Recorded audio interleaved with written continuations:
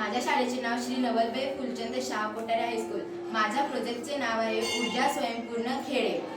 आत्मनिर्भर या राष्ट्रीय संकल्पनेतून खऱ्या अर्थाने खेड्यांच्या स्वयंपूर्णतेला सर्वोच्च स्थान आहे। खऱ्या अर्थाने भारताला बलशाली बनवण्यासाठी सर्वप्रथम आपल्या गावांचे आत्मनिर्भर करणे अत्यंत आवश्यक आहे।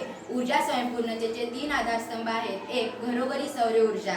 गावातील प्रत्येक घर हे वीज ग्राहक न राहता घराच्या छतावरती लहान क्षमतेची रूफटॉप सौर प्रणाली बसवल्यास घराची वीजची गरज पूर्ण होईल।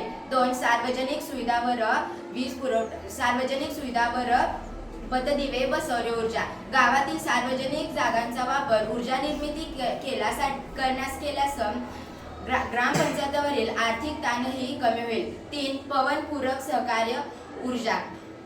सौर ऊर्जेस पूरक ठरवण्यासाठी पवन पूरक सहकार्य ऊर्जेचा वापर करणे अत्यंत आवश्यक आहे। शेतात वाऱ्याची गती चांगली असते, त्यामुळे लहान पवन टर्बाईनमधून वीज पुरवठा करता येते, त्यामुळे डिझेलचा खर्च पूर्णपणे थांबतो।